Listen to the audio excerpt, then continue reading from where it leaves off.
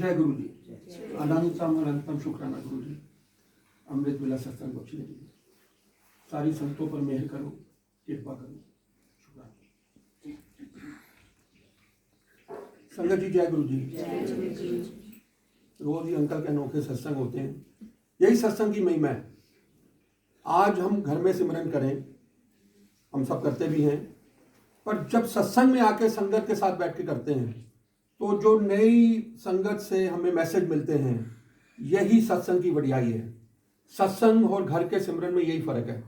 सिमरन सब अच्छे हैं, सब इनकी कृपा से ही होते हैं, पर सत्संग में कोई एक ऐसा मैसेज, चाहे वो शब्द बानी से हो, चाहे वो संगत के मैसेज से हो, क्योंकि यही दो तरीके थे महाराज के, सिर्फ यही दो तरीके थे महाराज के, शब्द बानी और सत्संग कराना संगत से। इन्हीं तरीकों से आज महिमा आप देख रहे हैं। 200-500 की संगत आज करोड़ों में बदल चुकी है।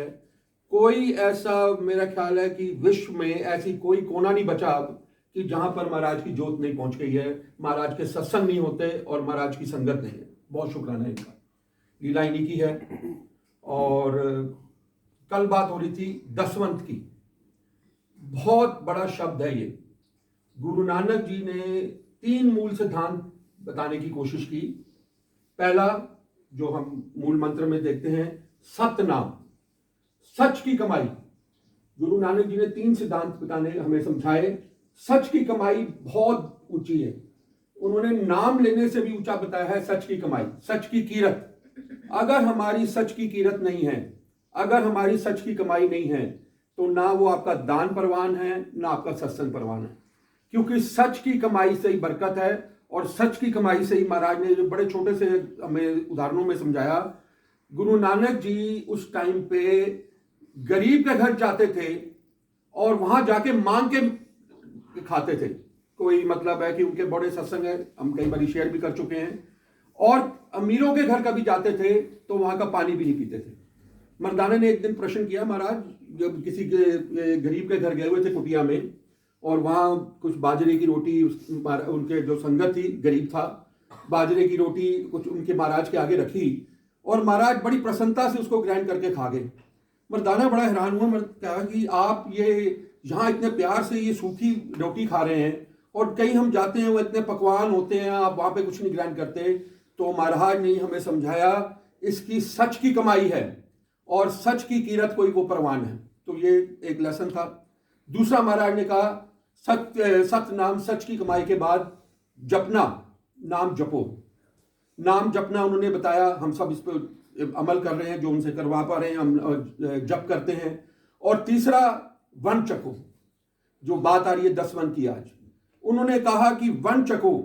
गुरु नानक के अपने जब समय में महाराज थे तो उनके पिताजी ने 20 रुपए दिए। ये बहुत जग प्रसिद्ध सत्संग है, छोटी सी लाइनों में, कि 20 रुपए दिए, जाके कोई सच्चा सौदा कर करा। तो क्योंकि उनके पिताजी ने तो उनको पहचाना नहीं था कि निरंकार है, ये खुद धरती पे आए हुए हैं। 20 रुपए दिए उन्होंने कि जा सच्चा सौदा करके आ। गुरु नानक जी ले गए, और 20 रुपए, आप आज के 20 रुपए की वैल्यू, उस जमाने की 20 रुपए की वैल्यू आप समझ सकते हैं कि कितनी बड़ी रकम थी वो। अब लेकर चल पड़े गुरु नानक जी, साथ में उनके मर्दाना चल रहे हैं, उनके साथ जो होती थी संगत। रास्ते में गए, साधु संत मिल गए, और साधु संत मिल गए, और उनको ये लीला रचने की उनकी बात थी, मैसेज देने की बात थी। उन्होंने वो 20 रुपए से उनका लंगर शुरू करा दिया कि ये गरीब साधु संत कितने टाइम से भूखे हैं, और वो 20 रुपए का उनका लंगर शुरू हो गया। और वही लंगर 20 रुपए का गुरु नानक जी का शुरू किया हुआ आज तक चल रहा है। वही लंगर है ये, आज तक जो चल रहा है। कितने ही टाइम बीत गया, कितने साल बीत गए, पर हम सब जानते हैं कि गुरु नानक के दर पे लंगर कभी नहीं रुकता। चाहे किसी भी गोल्डन टेम्पल चले जाएं, 24 घंटे वहां लंगर चलता है, 24 घंटे, और बड़े बड़े सब गुरुद्वारों में चलता है। तो ये उनकी हमें समझ में आई कि कितनी बड़ी वड्याई है कि इस लंगर की, और कैसे महाराज ने उस टाइम शुरू किया, क्योंकि गरीबों की मदद का सवाल था। और जब वो वापस पहुंचे तो बड़ी डांट पड़ी, ये भी इतिहास है, वो भी बड़े सत्संग है। ऐसे ही गुरु नानक जी से हमें ये समझ में आती है कि सतनाम, सच्ची कीरत, और नाम जपना, और वन चकना। बहुत सत्संग है इसके ऊपर। आज एक कमलेश आंटी का भी एक सत्संग इसमें याद आ गया। कमलेश आंटी हमारी बड़ी प्यारी आंटी है, जैसे आपने देखा कि रेणुका आंटी से हमने पीछे बात हुई, और कमलेश आंटी भी महाराज के टाइम की संगत हैं। तो एक दिन मैं सत्संग में बैठा था, तो कमलेश आंटी ने सत्संग सुनाया कि वो काफ़ी एज हो गई उनकी भी, और उनको कुछ ऐसी प्रॉब्लम शुरू हो गई शरीर में, कुछ ऐसी बीमारी आ गई, चेकअप हुए, और डॉक्टरों ने बताया कि आंटी आपकी जो भी तकलीफ है, मैं थोड़ा सा धुंधला ही याद कर पा रहा हूँ अभी, पर जितना होगा मैं बता देता हूँ कि आंटी जो आपकी तकलीफ है, अब आपको 10,000 रुपये के हर हफ्ते इंजेक्शन लगेगा, मतलब 4 इंजेक्शन लगेंगे महीने में, और कब तक लगेंगे ये हम नहीं कह सकते, पर इसका इलाज अब ये है क्योंकि तकलीफ इतनी बढ़ चुकी है, 10,000 रुपये हर हफ्ते का इंजेक्शन लगेगा। आंटी ने सुना, परेशान हो गई। उन्होंने कहा डॉक्टर साहब मैं रिटायर्ड हूँ, फौजी, आंटी फौजी फैमिली से हैं, मेरी 50,000 रुपये पेंशन आती है, आपने कह दिया कि 40,000 रुपये के इंजेक्शन लगेंगे, मेरा गुजारा कैसे होगा? वैसे तो उनके बच्चे कमाते हैं, पर अपनी अपनी ज़मीर की बात है, आंटी शायद सेल्फ इंडिपेंडेंट हैं। अब डॉक्टर ने कहा इसका तो कोई और इलाज ही नहीं है, अब आप देखें कैसे करना है। आंटी उदास मन से वापस आ गई, तो शायद आंटी उस टाइम बड़े मंदिर भी गई, मुझे जहाँ तक याद है। वापस आई, फिर अरदास महाराज के आगे कर दी, महाराज अब आप ही हल निकालो, ये तो मेरे को बड़ा मुश्किल है, 40,000 रुपये के इंजेक्शन लगना। उसी दौरान, क्योंकि आंटी कई सेवाओं में जुड़ी हुई हैं, एक सेवादार का फोन आता है आंटी को, आंटी एक लंगर चल रहा है, एक लंगर की सेवा है, आपका कुछ योगदान चाहिए। आंटी ने कहा क्या चाहिए आपको बताइए। उन्होंने कहा आंटी ये काम करिए, हमें ना आपके नाम पे 10,000 रुपये लिखे हैं और आपकी सेवा डालनी है उस लंगर में। आंटी ने कहा ठीक है जी, आप मंगवा लीजिए 10,000 रुपये। आंटी ने लंगर के लिए 10,000 रुपये दे दिए, सेवा में चले गए। आंटी बताती हैं उनको फिर महाराज ने कुछ ज्ञान दिया या एक रास्ता बताया कि तू आर्मी हॉस्पिटल चली जा और वहां जाकर पता कर कि ये जो इंजेक्शन जो 10,000 रुपये के बताए जा रहे हैं, इनकी मतलब है कि कुछ इसमें डिस्काउंट मिल सकता है कि नहीं मिल सकता। रास्ता एक बना लिया, जरिया बन गया। आंटी ने आर्मी हॉस्पिटल में कांटेक्ट किया और वहां जाकर उनको कुछ डिस्काउंट भी हो गया कि इतने डिस्काउंट में आपको इंजेक्शन मिल जाएंगे, पहला कल्याण।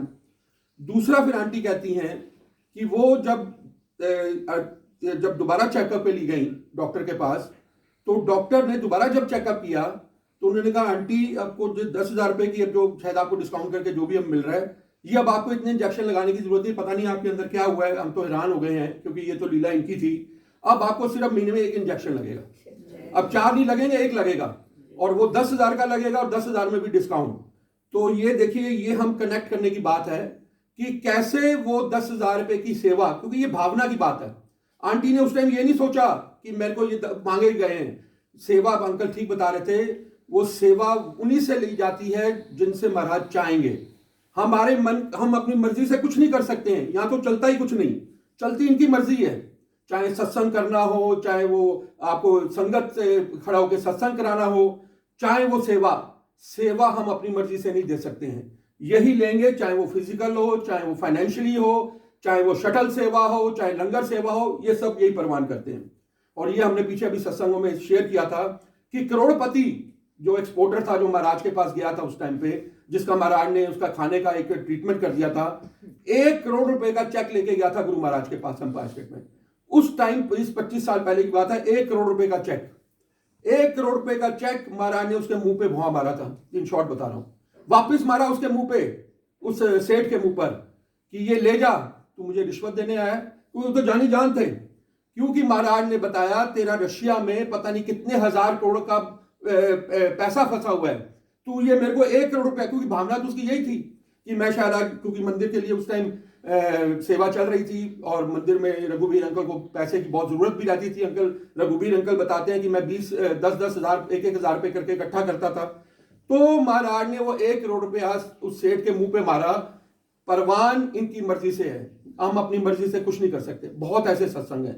तो महाराज की ये लीला और ये इनके सत्संग, ये सेवा बहुत नसीबों से मिलती है वाकई में, जिसको मिल जाए।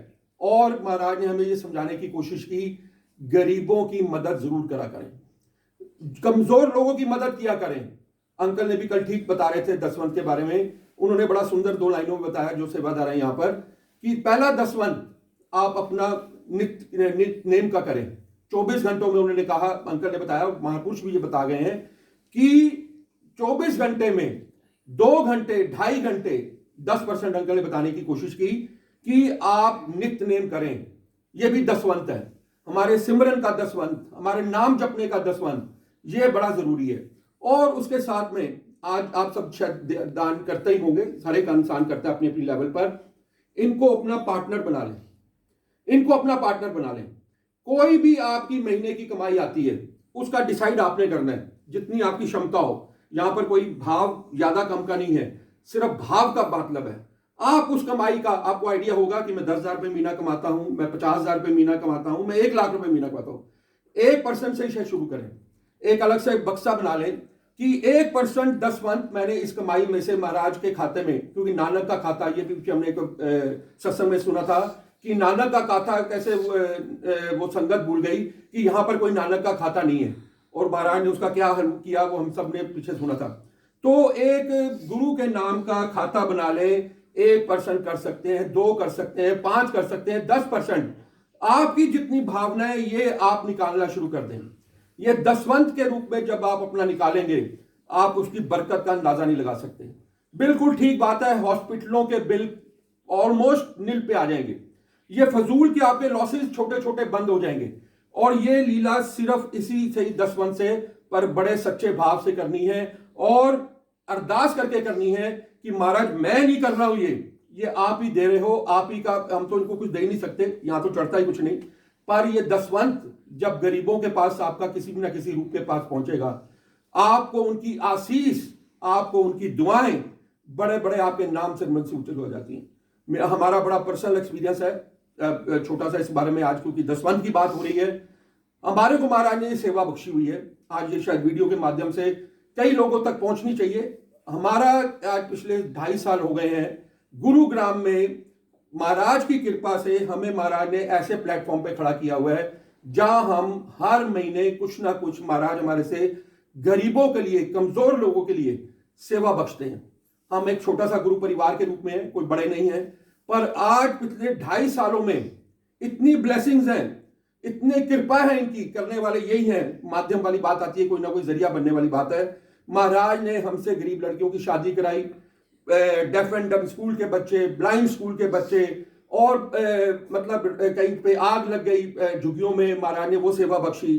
पटना में बाढ़ आ गई, वहां की सेवा बख्शी हर महीने। और अभी हम रवि कागरा जी के अर्थ फाउंडेशन ग्रुप से जुड़े हुए हैं, यहाँ पे आप सब जानते हैं 500 इनमेट्स हैं जो करोड़ोंपति के बच्चों ने अपने माँ बाप को घर से धक्के मार के निकाला हुआ है। एक छोटा सा उनका एक सत्संग जरूर सुनाऊंगा, क्योंकि हमें पता लगता है कि दुख कितना है, और आप शुक्राना करिए कि आप कितने सुखी हैं। वहां पर हालत यह है कि रात को उनके जो गुरुकुल है, अर्थ फाउंडेशन का जो सेवा गृह बना हुआ है रवि कागरा जी का, कई बार ऐसा होता है रात को अंधेरे में परिवार आते हैं बड़ी गाड़ियों में, करोड़पति हैं, आते हैं अपने बाप को, सके बाप को बाहर खंबे से बांध जाते हैं, बाहर जो उनके घर में बाहर कहीं पेड़ है या खंबे से अंधेरे में, ताकि कोई देख ना ले, और उसको लवारिस बनाकर अपने माँ को या बाप को, चाहे ठंड है या गर्मी है, रात को रस्सी से बांध के चले जाते हैं। क्योंकि शायद दिन में आएंगे तो लोग देखेंगे कि अरे ये तो ये आ रहा है अपने माँ को लेके, बाप को लेके यहाँ भर्ती कराने के लिए। और जब सुबह आश्रम खुलता है तो वो देखते हैं कि सारी रात से वो पेड़ से बने उनका सका माँ बाप, उनको अंदर ले जाया जाता है, और उनको आज उनकी वहां महाराज जो सेवा चल रही है, मेरे हिसाब से आज सेवा की बात है, पूरे वर्ल्ड में मैंने ऐसी सेवा नहीं देखी। बहुत ऐसे आश्रम होंगे, वृद्ध आश्रम बहुत हैं, पर जब भी आप कभी हम लॉकडाउन में खुलेंगे, हमें तो महाराज ने वहां पे 5 गुरु महाराज के सत्संग बख्शे। मतलब वहां सत्संग होना एक बहुत बड़ा चैलेंज था जब हमने पहला किया, क्योंकि वहां हम जब जाते हैं त्यार ऑल मोस्टली डिसेबल्ड है, उनको मेंटल सेंसेस नहीं होती, कब उनका बाथरूम निकल जाता है, कभी वो क्या बोलने लग जाते हैं, कभी हंसने लग जाते हैं, कभी रोने लग जाते हैं। तो उनकी अवस्था तो आप एक बार जाओगे, मेरे ख्याल है कि जो आप गए होंगे वो कई रात तो सो नहीं पाते, और आपके आंसू नहीं रुके, ये तो गारंटी बात है। आप मतलब आपको पता लगेगा कि कितनी कृपा है महाराज की हम पर। जब हम दुख देखते हैं ना, तब हमें पता लगता है कि महाराज आपने कितना ब्लेस किया हुआ हमें, कितने शुक्राना करें, हमारे खत्म नहीं होते। तो वो वहां पर उनके सत्संग कितने हैं मैं आपको बता नहीं सकता। जब हम उनसे जुड़े हम हैरान हो गए। ऐसा भी होता है धरती पे, एक माँ बाप नहीं संभाले जाते, 4-4 जवान बच्चे, और माँ बाप ने अपने टाइम में तो छोटे एक एक फैमिली हो गई, 6-6 7-7 बच्चे पाले हैं। उन्होंने कभी नहीं सोचा, पर आज इतने स्वार्थी लोग हो गए हैं। हमें अपना इससे बड़ा रिश्ता कोई हो सकता है माँ बाप से, पर हम अपने सके माँ बाप को नहीं रख सकते हैं। आज सबकी बात नहीं मैं कर रहा हूं, पर समाज का ये भी एक हिस्सा है। तो कहने की भावना ये है कि सेवा महाराज बहुत बारी अपने वचनों में, इशारों में कहा करते थे, कमजोर लोगों की मदद किया करें, गरीब लड़कियों की शादी किया करें, तो अच्छा इंसान बने। ये एक अच्छा इंसान बने का यही सबसे मूल कारण है कि जब तक हम किसी का दर्द नहीं समझेंगे, किसी का दुख नहीं समझेंगे, तब तक ये सब जीरो है, सब जीरो है। ये बहुत बड़ी महाराज ने हमें शिक्षा दी, और आप प्रैक्टिकल करके देखिएगा, आप तो करते ही होंगे। जब आपको इस काबिल कोई बनाते हैं महाराज कि आप किसी को कुछ भी दे सकते हैं, तब आपकी खुशी आप खुद एहसास करते हो। और जब आप अपने हाथ से सेवा करोगे तो उसके बाद तो उसका आनंद ही अलग है। अब कोविड होने दीजिए खत्म, हम महाराज हमारे गुरु परिवार में बहुत संतों को हमें मौका बख्शा महाराज ने, हम अपने हाथों से। और सबसे बड़ी बात, वहां पर कमी तो नहीं है, वहां डोनेशंस की कमी नहीं होती। आज उन्हीं की जिक्र हो रहा है तो महाराज शायद वही बुलाना चाहते हैं। हमने यह महसूस किया उनको हमारे टाइम की जरूरत है। जब हमने वहां जाना शुरू किया, जब उन पेरेंट्स के साथ हम बैठे, हमारी संगतें बैठी, बातचीत हुई, वो चाहते हैं हमारे से आके आप बात करो।